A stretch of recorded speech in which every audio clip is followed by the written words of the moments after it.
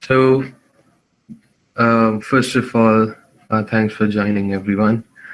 This session is for shell scripting, and I'll primarily cover big intermediate topics in this because I already know that you guys have been working for a long time on this, so you might know the beginner things like what's a shell script and all. So I'll start with the intermediate stuff, and I'll start with basic creation of shell script and how we maneuver commands in the shell script. So before I start, if you guys want to ask any questions or have any doubts, just stop me and don't just let me speak because I'll speak on and on without stopping. So and also if one of you guys or more of you guys are expert in shell scripting, you can drop off. This might not be a call for you guys. So anyways, I'll start. And feel free, if you have some other meetings, you can drop off. There's no concern there. So starting with the very basics of, I'll just create a new file, use nano editor this time. By the way, we do have VI, but I'm not going to use VI because that's less intuitive here. So let me start with the basic script.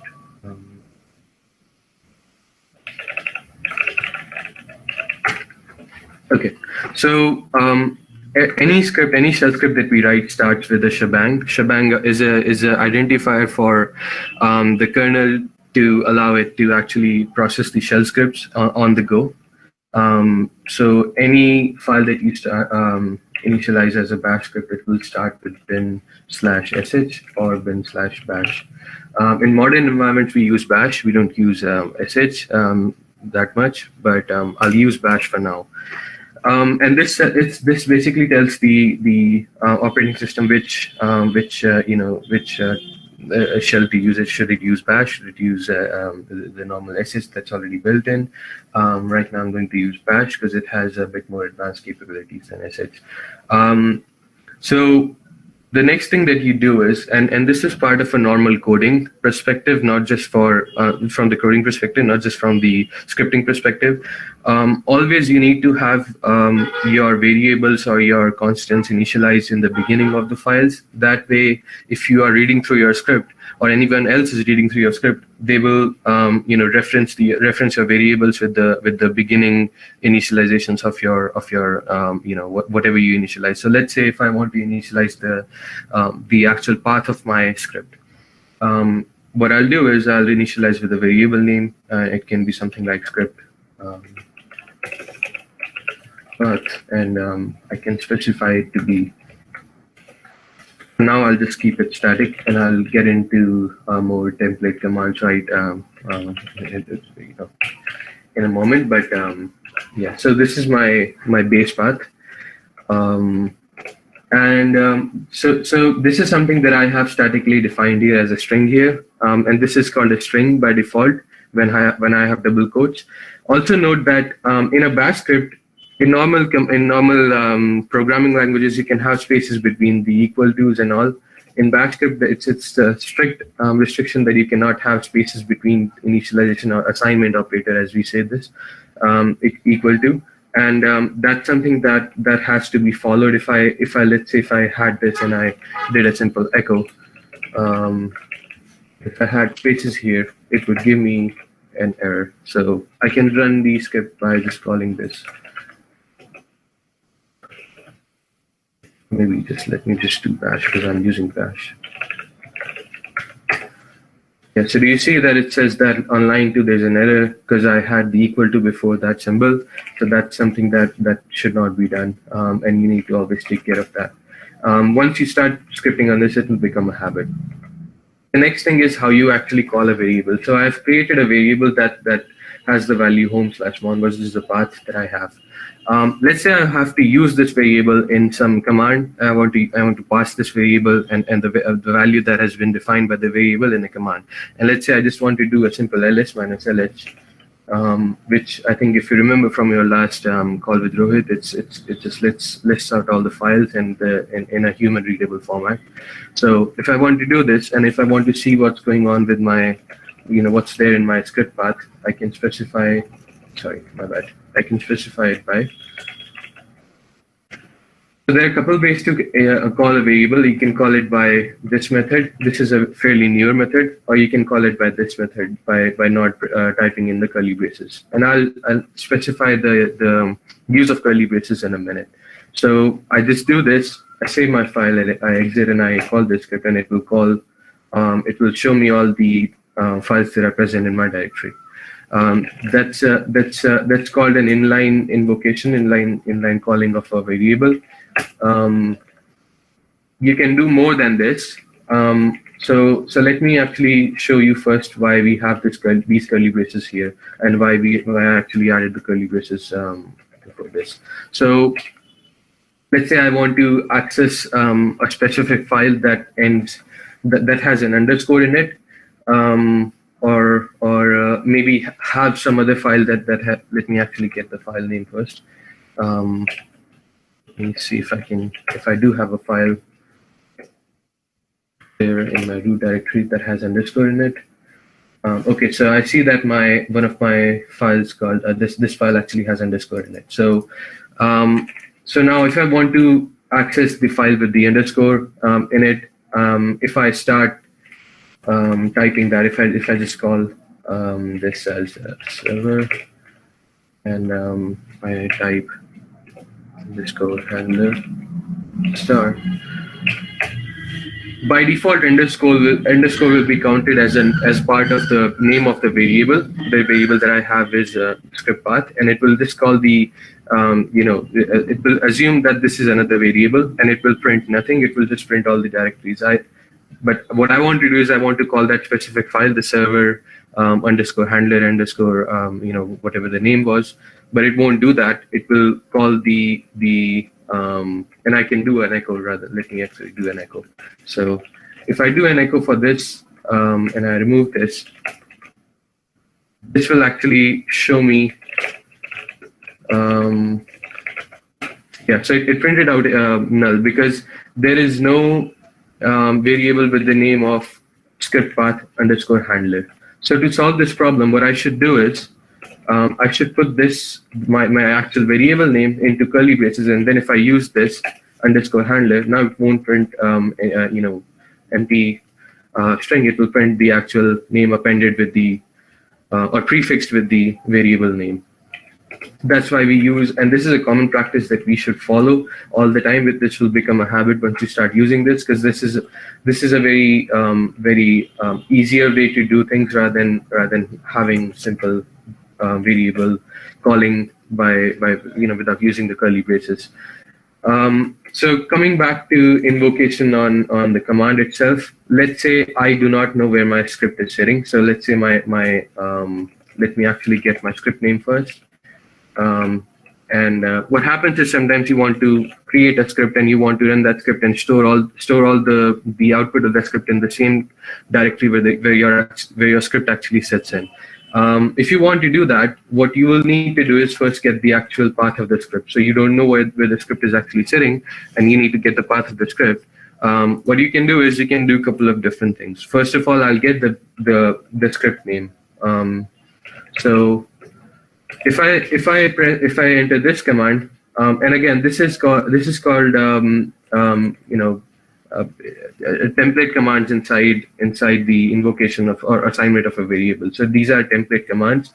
I can also do something like this, and I can press. I can pass. Let's say if I want to pass my script name is. What it will do is, this base name command is basically there to let me to actually calculate the base name of the script that I'm calling, right? So let's say if I want to call this, and actually let me actually do the echo for it.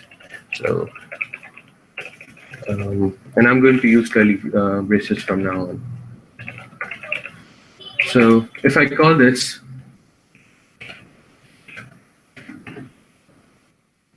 So do you see that it printed out my script name is port testing.sh.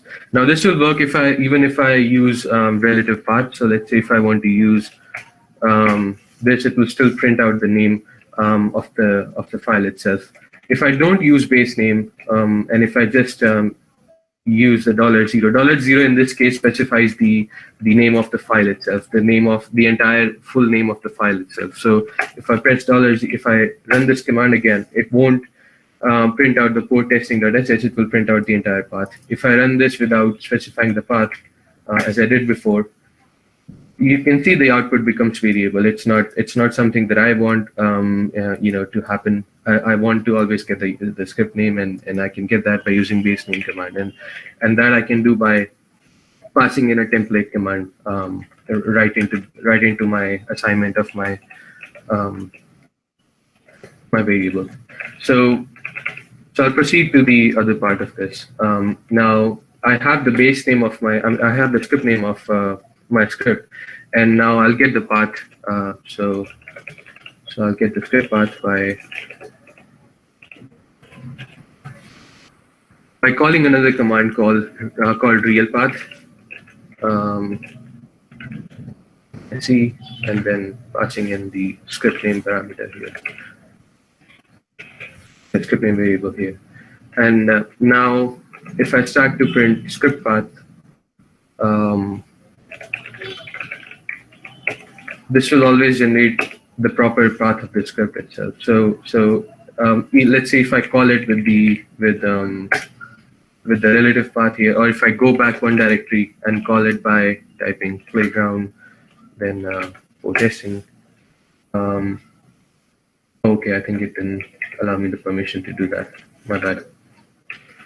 So I think I'm logged into this folder. But yeah, that's you can use realPath command to actually call that the file itself, and it will give you a proper relative path of that file. Then once you are done with that, what you can do is, and you can see the pattern that I'm following here is all my initiations of my variables are done in the beginning of the file, right? All my initiations are done where I can easily access them and where other persons can actually access them. And I can now begin to call these the variables in whatever command that I want to run to actually get the info for. So let's say if I now want to run a command called ping google.com, and I want to save the output of this command in where I call the script from. What I can do is I can just simply type script path, and in that path I can, okay, so that will give me I'll have to do one more modification here. So I can pipe here, and I can cut the last operator, cut from the last. Do you guys know about cut command? Has Rohit reached there? Was that covered in the earlier call? No, Manvi. Oh, okay. Okay, so I'll have to do a bit more explanation there. So let me actually comment these out. By the way, you can comment things out by using hashtag in script. So if I do the hashtag for this, and I run the for testing, it won't do anything because that's all commented out. So let me actually go through cut command first, basic cut and awk commands, so that you guys have an idea of what actually I'm doing. Let's say I have, let me actually use this. So let's say I have the real path, right? And I want to get the path of the path of my file. Am I doing something wrong here? Oh, okay, yeah, I see. So I'll have to do this, yeah. So let's say I have to get the path of this this script, not the script name, and what I'll do is, and let me just do $0 here just to these things off. So what I'll do is, I'll basically, in scenarios where you have to remove some operator or remove some string from a bigger string, or get a substring from a bigger string, you will use a cut command here, or you use a cut command in general. So let's say if I have to echo, let's say if I have an output that says that in your log files, you might have output sometimes that says that it first specifies you the date, then it specifies you the error or the flag of the log, and then you have your message, right, of the error. Right. So if you want to do that, and if you want to only get the date, or if you want to only get the message of the error, you can use a cut command. So what cut command will do is basically let you select the delimiter. -D is for delimiter. So delimiter basically lets the cut command know what should it cut on, what should it subtract the string on. Right now I've selected the colon. And then I can select the specific field or the specific text that I want to, or specific number of string that I want to cut off from. So let's say if I select 1, if I save this and if I run this, it will only select the date, right? And then if I want to select the flag, I can do F2, which is the field number 2, which would be the error. Yeah. And let's say if I don't want to actually select 1 or 2, I want to select both. I can do this, and it will select both of these fields. So that's the basic use of cut command. It basically helps you to filter out some unnecessary strings. You might sometimes have to kind of filter out stuff if you are creating a program that has to go through some logs and filter some stuff out from that logs, or if you have to create your own logs, but you have a command coming in that's giving you useless jargon. You can use cut command to cut off that useless jargon. One more command that I should specify here is oh my bad. So one more command that I should specify here is the awk command. So let's say I have a file. Let's say I want to list all the files, and I want to list the files from. I want to list the file from here. Now, what I want to do is, even though this will give me the entire list, I only want to select the first 4 fields of the output. So let me actually save this and then show you the output itself. So let's say if I do ls minus lh, and then I don't want to select the file names or anything, which is sometimes you will need the file names, but I want to select the permissions and the username that the file is allowed to open. What I can do is I can use awk command, and that awk command will help me basically to get the information on all the files and specific fields from the output of the file of the command itself, the ls minus lh command in this case. So let me actually do that and specify the path. So home/mailbox, and I can print specific fields. I can print fields like $1, $2, $3. Notice that I'm using the commas here. That's a field separator in awk command. If I don't use commas, it will start to concatenate $1 and $2, which would create a whole lot of mess. So I want specific fields to be displayed by the appropriate amount of spaces. I'll use $1, 2, 3, 4. I'll just print till 4 now, and now if I just do a bash. So as you can see, it only printed the 4 fields that I had. Right, the directory, the permissions of the directory, and it's not that you can only print in sequences. I can print random fields. So what I want, let's say if I want only the first field, which is the permissions of the files, and then I want the last field, I believe it's the 10th field. If I then do this, yeah, so if I do this, it will, so there's a big issue in this awk command. As you can see that it only printed these names, which are separated by spaces. So awk command basically by default uses spaces to separate the fields. As you can see, there's a space here and there's a space here. So there must have been a space in this name. That's a big issue that awk has currently, that we cannot, we don't have the capability to separate it by by any other means. But You do have a capability to, again, specify the delimiter.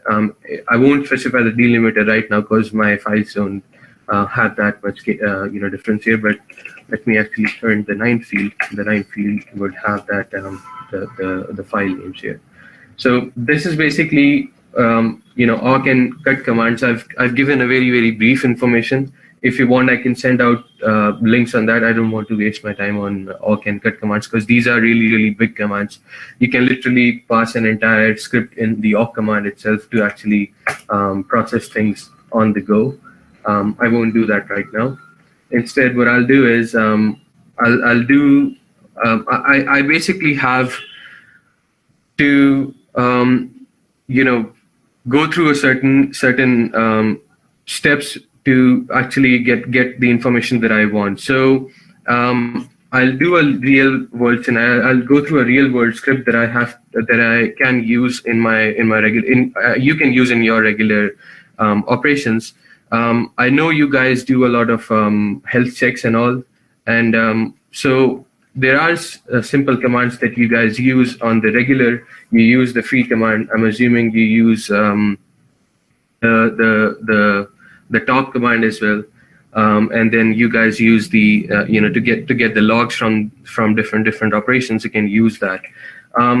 One way to do is just pile on all the things here. So just start piling on stuff, and just do cat your var log memsql,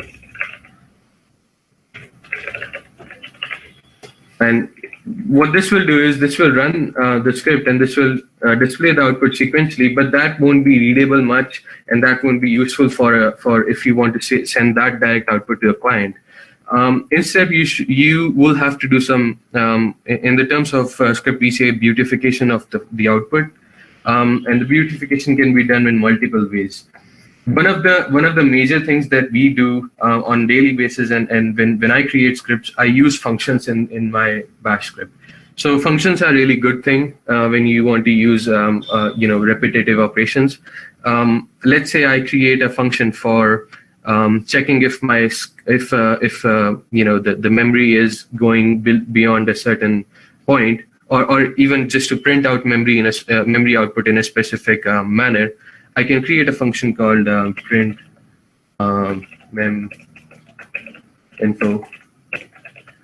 I can create this function, and this is again a batch function. So inside this function, you can put in you can create local variables. So if I specify local memory info, and then beyond this, if I create another variable called meminfo, and I specify some other command to this. Let's say if I want to specify free -m to this, and in this case, I create a meminfo, and I specify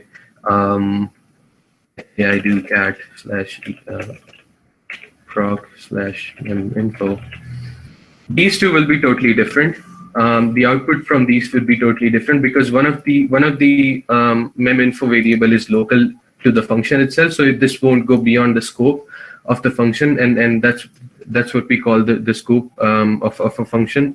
Is the things that remain inside the function will remain inside the function. If I don't use local here, I can also use normal meminfo, but then that would be useful, or that would be used beyond the function scope itself. So if I do this, if I just declare local meminfo, if I do and then if I want to call this meminfo and I echo both of those things, let's say first I have echo meminfo, and then I call the print function, the print meminfo function. What this will do is this is supposedly will print out two different outputs. Okay, I think they print out.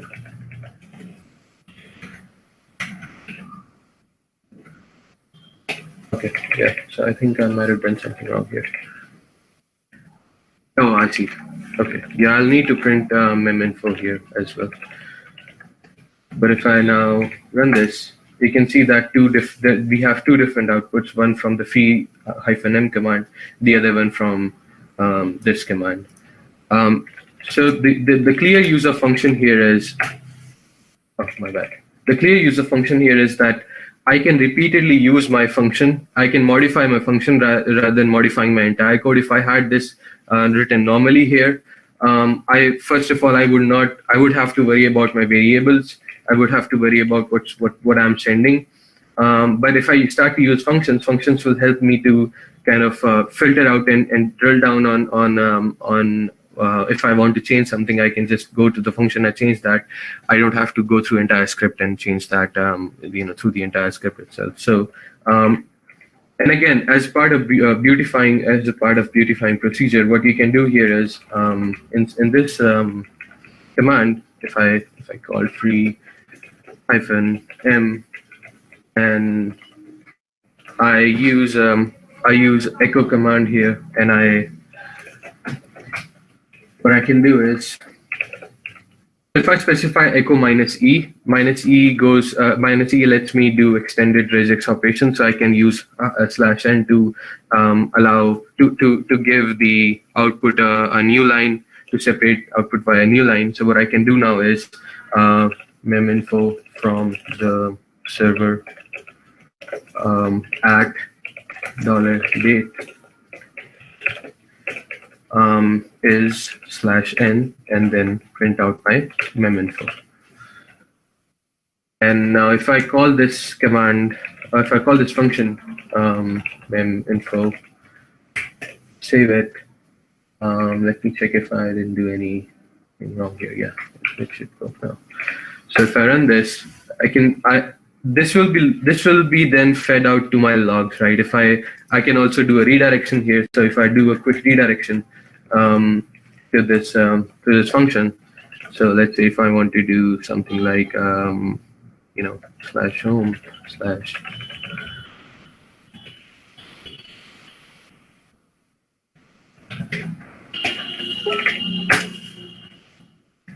it created a log file for me,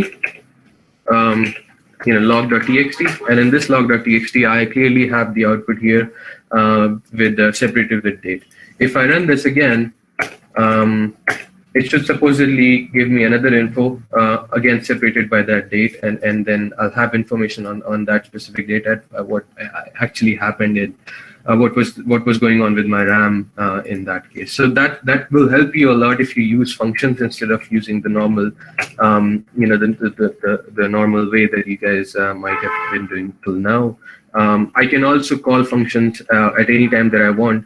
But do note that if I start to call this function before this, it will give me an error because the function has already not been declared but has already been called. So it's going to give me an error that command not found.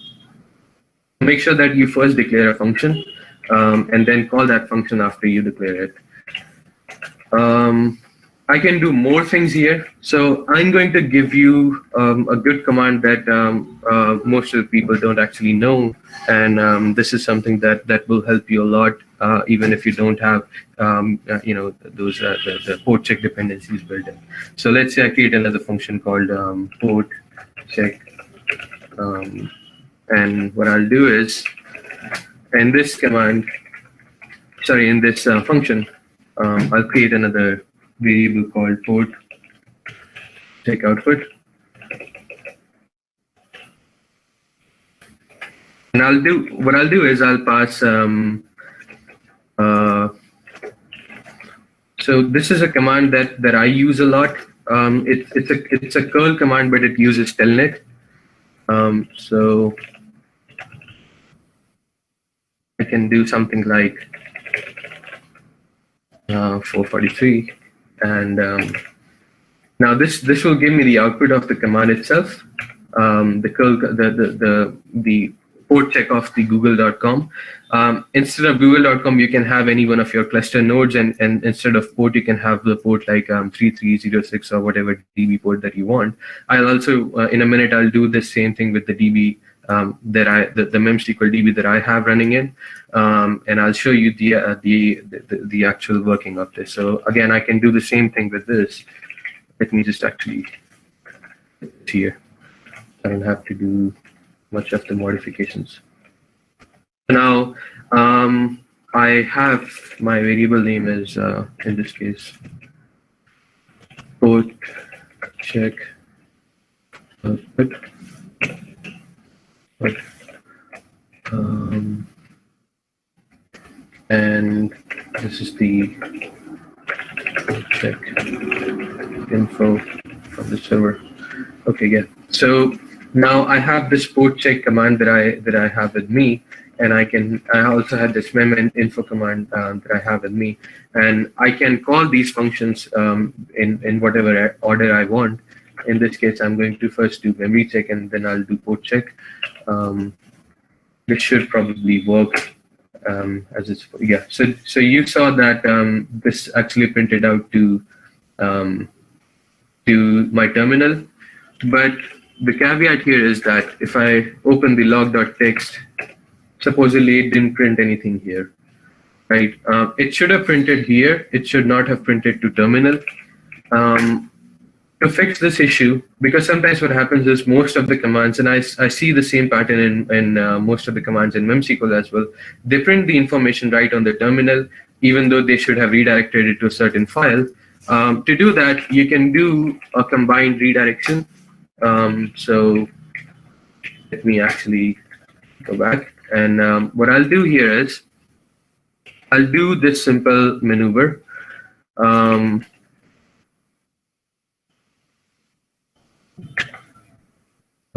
#1, and so what they should do is they should print out all the information, all the verbose information directly to the main terminal and the main output, and then the output should then be redirected to the file itself.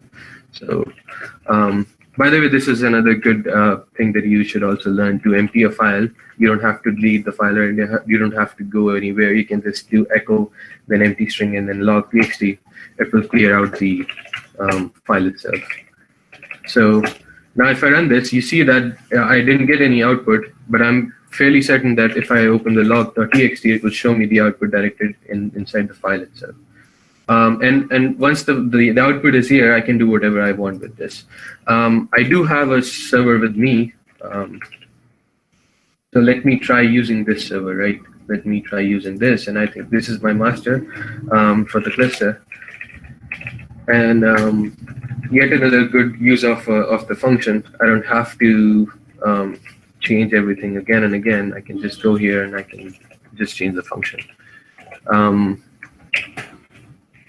Now, if I do a port testing here, check the logs, I see that I might have assumed my port to be, yeah. So you see that it says connected to port 3306, which means that my port 3306 is active, the service is active, it's connecting perfectly fine.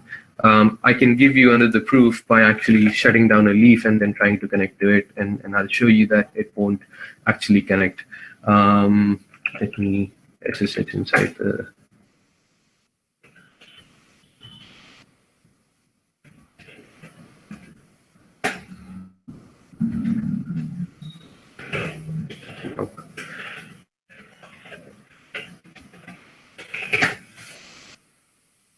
Just give me a second. Let me see which should I shut down.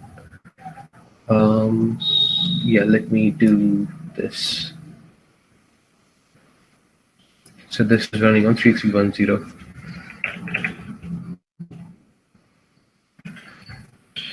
Also, this is another cool thing to do in Bash or in Terminal.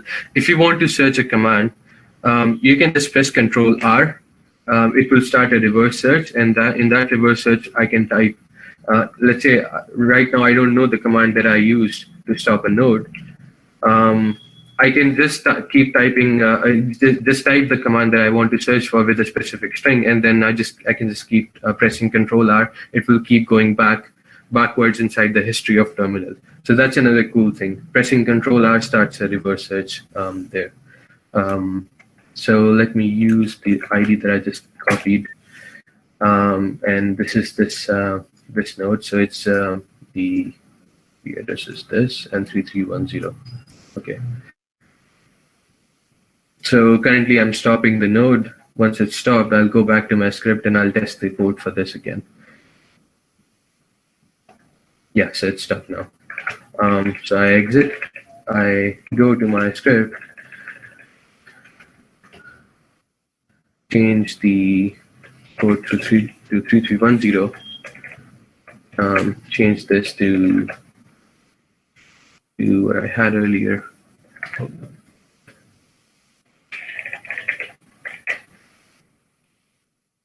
Second, let me should paste this. Yeah. So, and also not just this, I can also create another variable with the name host name and pass the parameter there, so that I can then use my host name and specify that in my logs, saying that this host was not able to connect at that specific port. So host name, I'll also declare something called, and these variable names are arbitrary, so you can put whatever you want. I'm just taking whatever comes to my mind right now. So I'll just take 3310, and I'll replace these with the variable name that I have here. So I'll just paste this and I'll paste root. And then what I can do is info from directly call the host name in my and pass the host name in my logs on port.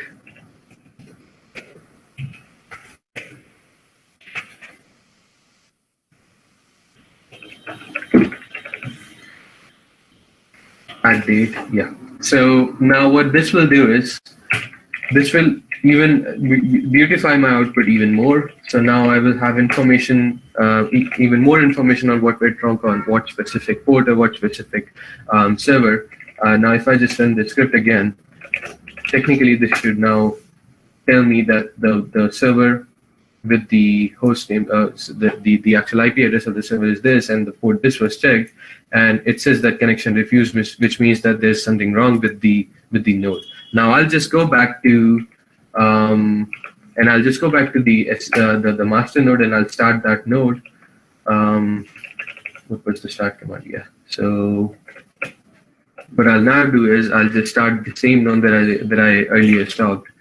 I believe this was and so I'm just doing start. I'm not going to change anything in the script, and I'll just come back once this node is started. I'll come back to my my server, and I'll run the script again. So yeah, it's done. And now if I do the same thing again, I do the catalog, you can see that earlier it was saying connection refused. Now it says that it connected successfully. You can also filter out these jargon here. These are just the throughput that it faced when it was actually checking the server. But you can filter that out easily using awk and using cut commands. So this is something that will help you a lot when you when you do your debugging from your side. This is and again, as I specified before, you can add more and more functions to your script and keep on adding more and more text that you want. If you want to do let's say if you want to open the logs of the files, and you want to do a curl check the logs of the file, or get the logs of the file from a remote server, you can do that as well. And you can do that by using SSH. How you use SSH in script is there are two ways to use SSH. One is to allocate a pseudo terminal. So pseudo terminal is basically telling the bash script that you automatically create a terminal for yourself, and you run the commands and you exit the terminal. Sometimes pseudo terminal is not a good idea, because most of the servers don't allow pseudo terminal. When they do security hardening, they disallow pseudo terminals. So what the other way to do SSH is through the scripts specifically is, and again, let me actually create a function here. So get remote info, and again I'll specify some local. Let me actually use this server.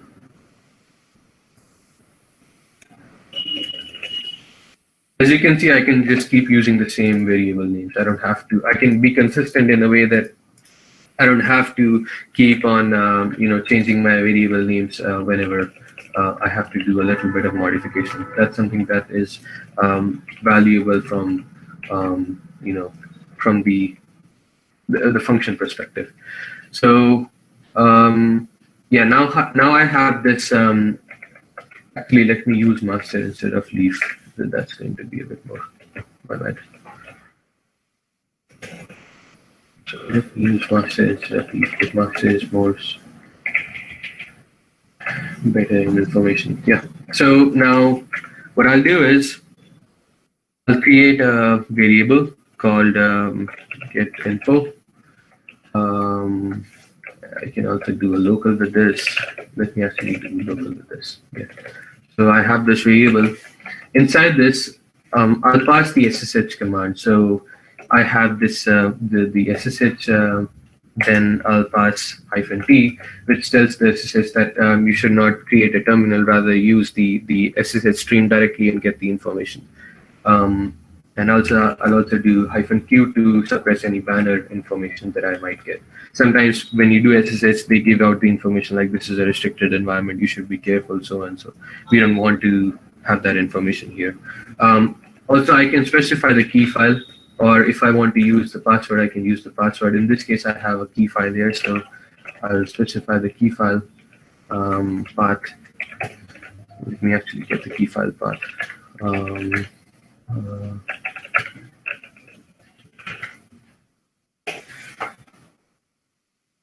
So this is my the file name.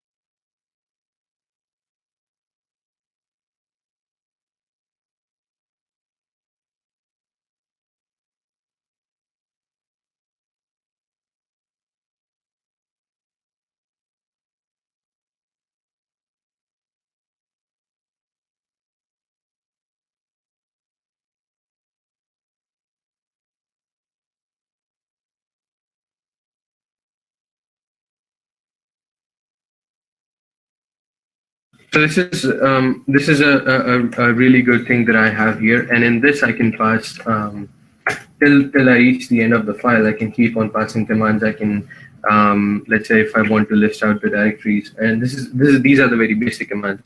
Since I don't know the log part of this, where the logs are actually sitting, I'm not going to go through the logs, but you can also you can do the cat and specify the log path, and this path will be on your master server. So you can directly specify the path and get the logs from there. If you guys know where the standard logs sit, you can let me know the path and I can use that path. And I'm pretty sure this will fetch me the logs. Can one of you guys tell me where the logs for memsql sit? This is the master server, by the way. Manmeet, where live memsql? memsql. Inside that trace log. File name is memsql.log. memsql.log. Okay, and so let me do tail instead of cat, because that will print out a whole lot more than I want. Yeah, so I think let's only get the logs for now, and then we'll do echo -c and you would be needing the node hash also, right? Node and master node name, both the things we need. Where live memsql nodes. Okay, let me actually get that as well. Okay. I don't have an issue with that, so let me get that. Log, was it memsql? Where lib. Lib, my bad. Yeah. Where live memsql /nodes. /master. Manmeet, have the just hash do directory. tab. You have to go Just inside the tab. hash directory. Better to do. Yeah. So inside the trace logs, okay, yeah. Yeah, trace logs. Okay, here it is. MySQL log. You guys, in generally, you guys know about where the logs are sitting, right? When you do the health checks and all, right? I mean, these. I'm assuming the folder name doesn't change that often. Yes, So yes. you can hard code that in your script. That's not a problem, and then you can just run that script and get the information from there. So yeah, let's replace this with the. I can also again, instead of hard coding this path here, I can also specify another local variable called path, and I can pass that value right here. That will also work perfectly fine. Since I already have the path and I'm just doing a quick demo, I'm not going to do that. But you can do that in the same way. Okay, hold on. Let me actually do that first. So log path should be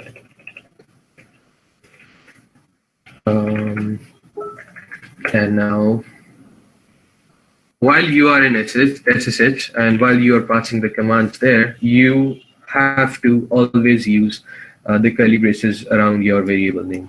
So I cannot, it won't give me anything if I don't use the curly braces. That's a restriction in when I use SSH pass the variables to SSH. So now I have this output and I'll just print out the logs from what's name this and on port. Let's do SSH port here because I have SSH port here. Add date r/n and then I just print out it. Yeah. So this should give me the output that I'm desiring. This should give me the information that I want, and it should print out the last 200 lines of that log. Now it might fail if my user, the CentOS user doesn't have the permission. But let's see. Oh, I actually have to call this function. I forgot to call the function. Get remote info.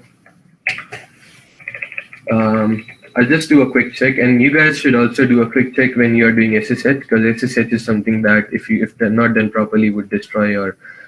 If you do RM or something on your through the SSH, you might destroy that the entire folders if you don't do those things properly. So I'll just do a quick check. I think everything is on point.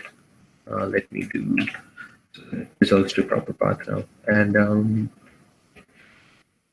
yeah, I think we are good to go. Yeah, we should be okay now. Oh, yeah, so I see that I did something wrong here.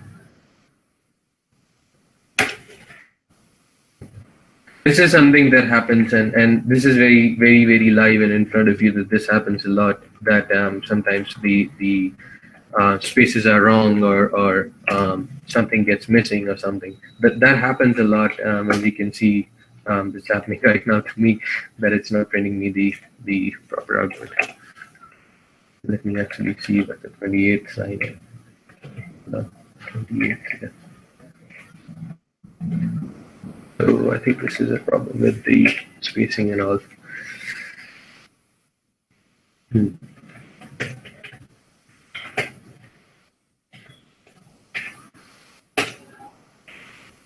Oh God, this is.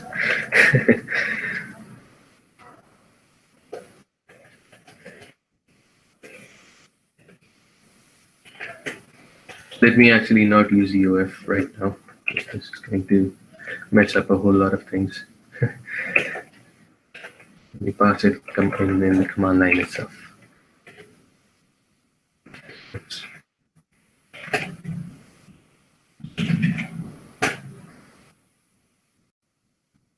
Okay. I passed the wrong path.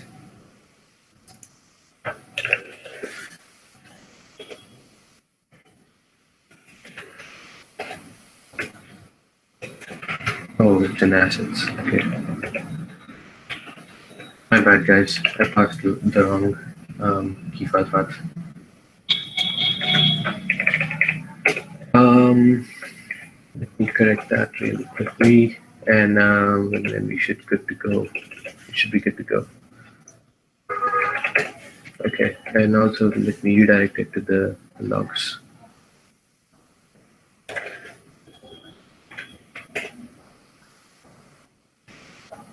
Okay.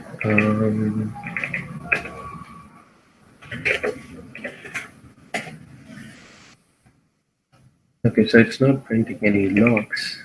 That's very weird.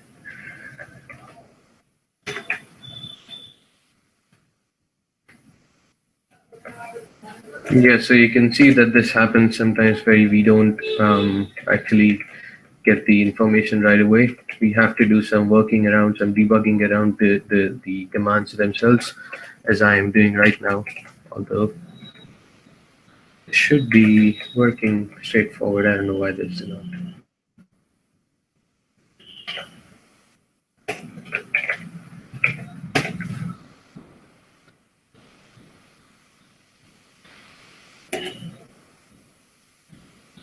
Okay, now it's just stuck.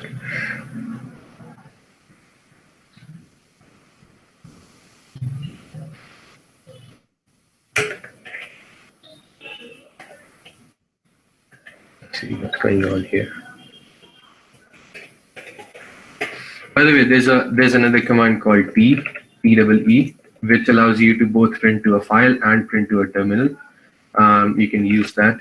Let me actually save this and yeah, so you can read through the manual of T. T basically allows you to write to both standard output as well as to a file. T is a really good command to use, and then once you get the hang of it, you can view the debugging information and output the command directly to a file or something. Because I'm using Echo, I'm not going to do that right now. But yeah, you can do that.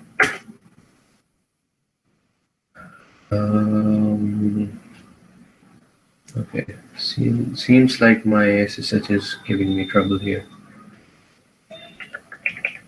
By the way, you guys know about verbosing SSH, right? Did Rohit cover that part? Anyone? No. Okay, no issues. So you can do a verbose on SSH. Right now, I'm facing an issue with my SSH. And if I want to just know what's going on there, what I can do is I can just use -v. -v will give me very short amount of verbose. Verbose basically helps me to identify what's going on behind the scenes when I'm connecting to SSH. This is going to be helpful if your SSH connection is taking way too much time, or if the command that you might be passing to your SSH is taking way too much time. That's something that might the verbose will help you to debug that very easily. Right now I just typed one. Okay, I'm in the server. So right now I just typed 1v. I can type more than 1v. I can type v 3 times. If I type v 3 times, it will give me more and more information the more v's I type.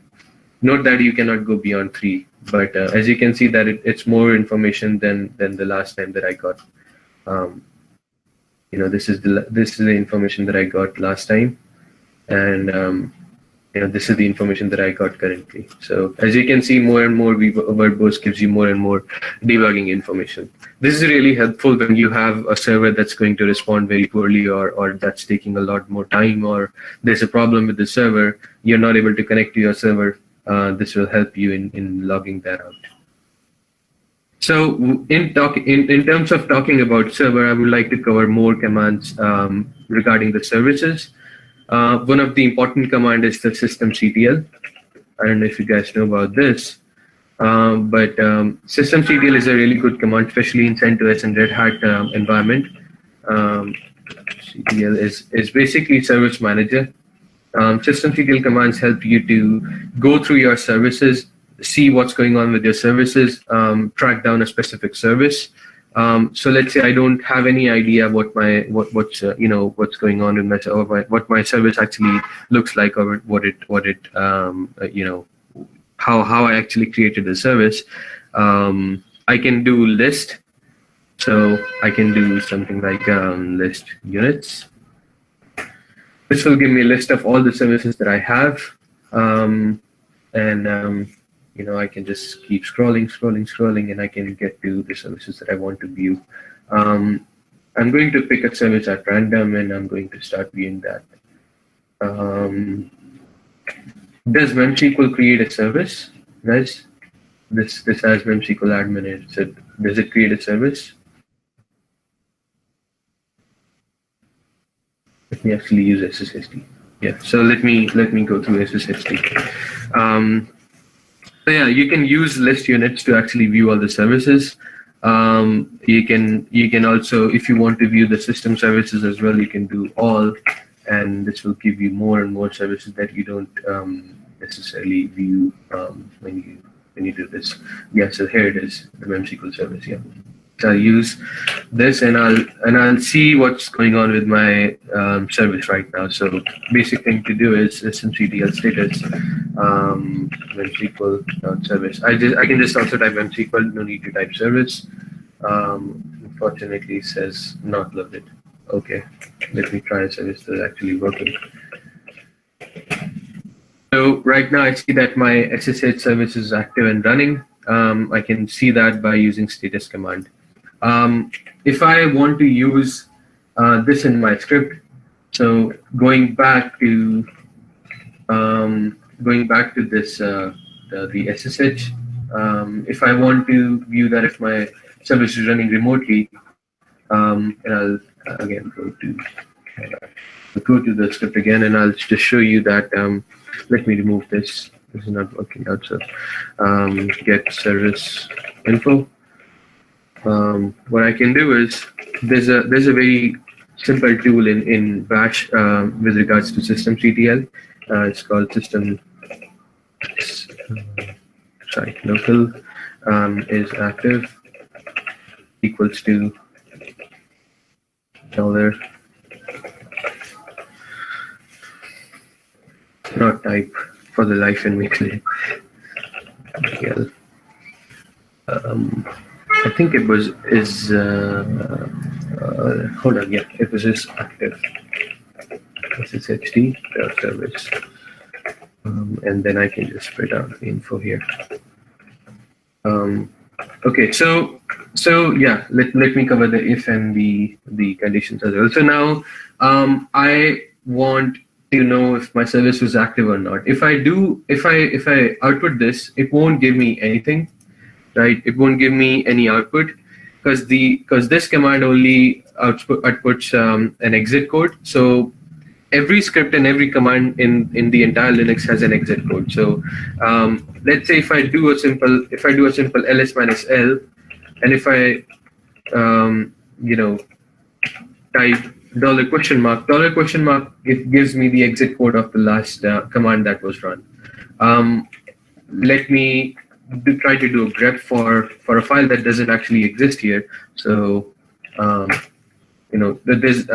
there's no file name top in this. If I now do an echo $?, the exit code of the grep command was 1, which means that there's so 0 exit code means that everything is working fine. 0 means something positive happened in Linux. 1 means something negative happened in Linux. When you talk about exit codes, and exit codes are really important when you have to kind of gather information from inside a script and you want to work on that information. In this case, what I'll do is I'll type a command. I'll do this $?, and now I'll use if condition to actually specify if the is active return 0 or 1. So $is active. If $is active was 0, that means my service was active, which means that everything is working fine. If it wasn't, which would be the else case, then that means that there was a problem with the service. So I can easily beautify my logs by this if command, and I already know that if it's 0, it means that everything is fine. If it's 1, then there's something wrong with the with the service itself. Right now, the service name that I'm using is SSHD. So I'll do something like SSH service is running fine. Check on dollar date. And again, I can redirect this to my logs. So let me redirect the logs, and then the else case would be that SSH service is down, inactive. Again, check on dollar date. Why I'm doing dollar date is that you should always have date as an identifier for your logs, so that you can track back to a specific date when you are going through your logs, even if your logs have been captured by your script. All good softwares and all good scripts are logged, and every log that is being logged has a specific date in them to identify when the command actually ran. Let me now call this function.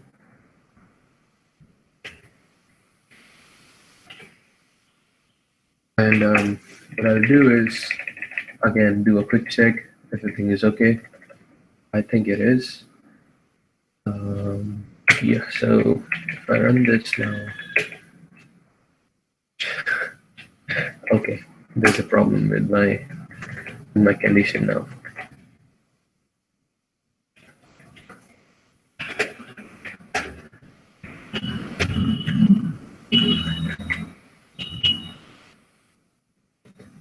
Sometimes they get a little bit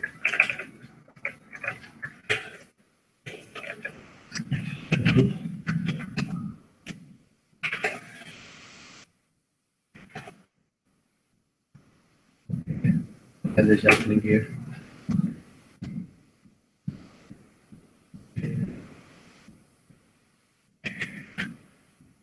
Stop these.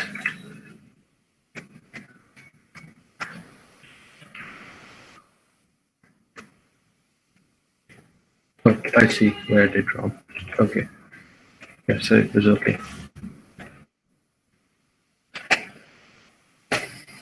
So now if I run this, and if I do catalog, it says that service is running fine. Let me clear the logs again. This doesn't print out any jargon.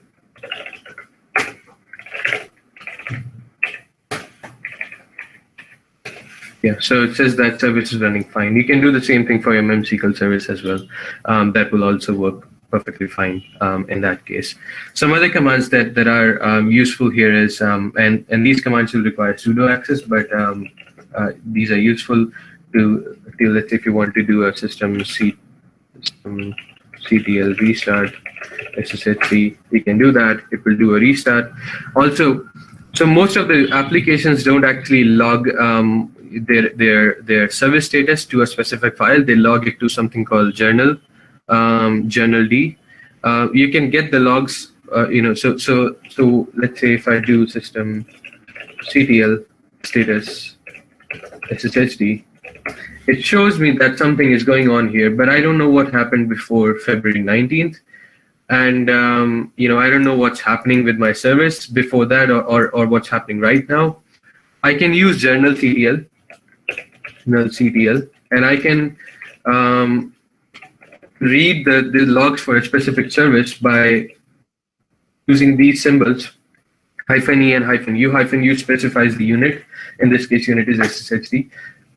Now, if I do that, I can go back to the last journal entry and I can see that, okay, these are the things that happened to my server. And I can also scroll up and keep scrolling up, and I see that after the logs were rotated after February 11th, and I can view it from there. Let's say if your service or your application is breaking a lot, and you want to view the logs in real time, what you can do is you can use -f with it. And so let me create another terminal. And I'll try to do a restart of the service, and you'll see that something gets updated here. So just give me a second. Let me open another terminal, and I'll do the same thing. I'll do a restart there.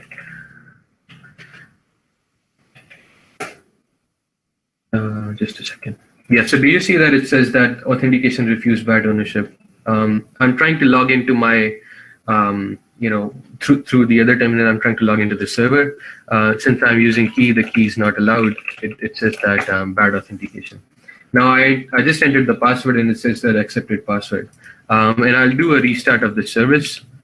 So sudo systemctl restart SSHD. We see that it just restarted and it showed me in real time what was happening with my service. So that's something that's really useful. If you type -ef, you will see this in real time. If you just type -e, then you'll see the last logs till the command. So that's a really cool tool to have in your tool belt. So guys, I've been talking for way too long. Do you guys have any questions till now about anything? And you want to cover anything else regarding this, you can let me know.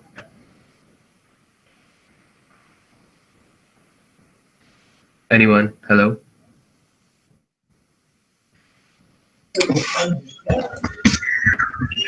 No, Manmeet, so far it's good. Thanks for your session. So from my side, no issue. Anyone else have any doubts? The more doubts you ask me, the more the knowledge it will build for you, and the more better it will be for you guys. So I think if you have doubts, just let me know. And no question is stupid. So I'll answer any question that you throw towards me.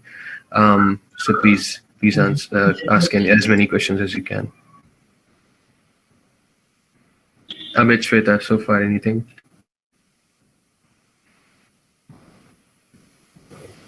Yeah, man, it's fine from my side. Yeah. So do you have any specific requests that you want me to cover? I'll cover that as well, because I didn't receive any information on, beforehand about what you guys wanted to discuss. Yeah, Manmeet, actually, we wanted regarding the OS level debugging. Okay. Especially, regarding if there is a process or a thread which is occupying more spaces or memory, which we can debug from our side as much as possible. I see. Okay, yeah, sure, we can do that as well. So for this, let me actually log into the server that is running memsql question. Okay. And again, if you want, you can ask me as many questions as I want going forward with this, as you want, going forward with this.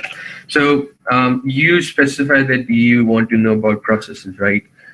A really cool command to view processes is ps. Basically, it is process management and process viewing. The command is used for process management and process viewing. And there's like 10,000 different things that you have here, but I'll go through the most common things that we have. So you mentioned that you want to view the actual threads. So if you type this ps-elf, you can see that it is listing the processes thread by thread. So it's the other counterpart of this is the aux, but aux won't list out thread by thread. If you type ps-elf, it will just list out thread by thread. Now, you mentioned that you want to know, what process is taking how much, the runtime of the process, and you want to know, the process ID of the process, the process ID of the thread itself. You can use that. You can use this column. This is actually listing out the process ID. The first column. I scroll up a bit. It should show me the header of the column. Yeah. So you see the PID, right? This is the PID of every single thread inside every single every process that's a multi-threaded process. It will show you that. It also showed me the actual PID of the command itself, the PACLF command, because that also comes under. You can also see which user ran that thread. If you have multiple users and your multiple users are using different operations, you can view that as you have the information regarding the user information as well. If I did this with sudo, I would probably get more information. So also, another cool tidbit is if you don't want, let's say if you have a really big command, let's say I have like 10 different greps here, I don't want to type the entire thing again.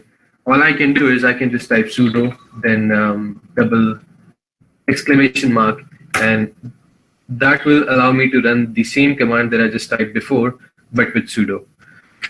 So you can use that. You can use that to view your threads. Right now, I see that PID of all these threads are kind of similar, so I'm assuming that they are one single threads, but instantiated on different occasions. But you see that the PIDs are also listed out. You can also use these PIDs to filter. Let's say if I want to do a grep for only those processes that were run by memsql, I can do something like grep memsql, and it will show me the processes that were run under memsql or that consist of the word memsql. I can also figure out. I can use awk command as well, so that I don't have to go through all the information. One.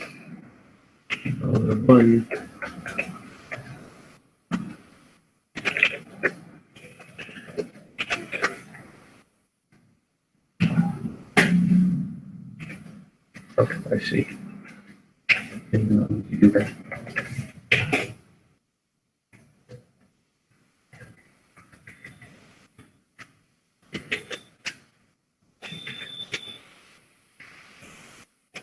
So I don't think that's going to allow me to do that. But the other cool command that you can use, because if you're using sockets and if you're using communication or connections, you can use netstart command to actually view this. Now, what I wanted to show you was I don't know if this is possible on this specific instance of CentOS, but you can track the sockets that you're running. I think sockstart is the command that I should be using here. Okay, it doesn't have sockstart. So some CentOS instantiations don't have sockstart. In this case, I think I have netstart, so I'll use netstart to lpn, and I'll use that with sudo. And I have the process IDs. What I can do is I can start my debugging by netstart. I can go and look for the DB operating here. In this case, this is the process ID of the DB, with the memsql cluster, and then I can do grep with that ID, and I'll see all the threads that I'm getting using that ID. I know that there is more to it, but this is a very good start. Since I did say that this is a very intermediate session, I'm not going to cover it any more deeper into this. But does that answer your question, Amit? Does that help a bit? Yeah. Okay. Also, you can also do a top, and you can. I don't use top that much. I'm assuming that there's an option here to allow you to search for for a specific ID, and you can get the CPU usage by that ID. Although I do see that on top, I see the PID for that, and I see that's the process using this 16% of CPU and 15% of RAM. So that's also helpful. Once you get the process ID, you can kind of go through there. But to get that process ID, you will have to use PS command. There's PSAUX that will only list out the master processes and the one singular processes. And if you want to view the threads, you can use -elf to view the threads. So any other queries, any other requests that you guys want me to cover, I'll cover that.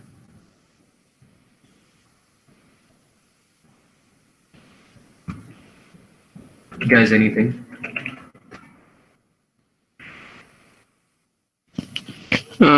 Nothing from my side, Manmeet. Okay. So I think if I've covered everything, then I think we can end the session here. If you guys have any questions, you can let me know. If you want, I can send you sample scripts that you can go through, and you can kind of look at that. and the scripts that I've written and the scripts that are being used at Monbus, you can go through those scripts as well, and that will help you a lot. I can also what I'll do is, I think that's going to be really helpful to you guys. I'll write a sample script for the thing that I specified here today about the beautifying of logs and getting the logs and running consecutive commands and getting information on those commands and compiling that into one single log file.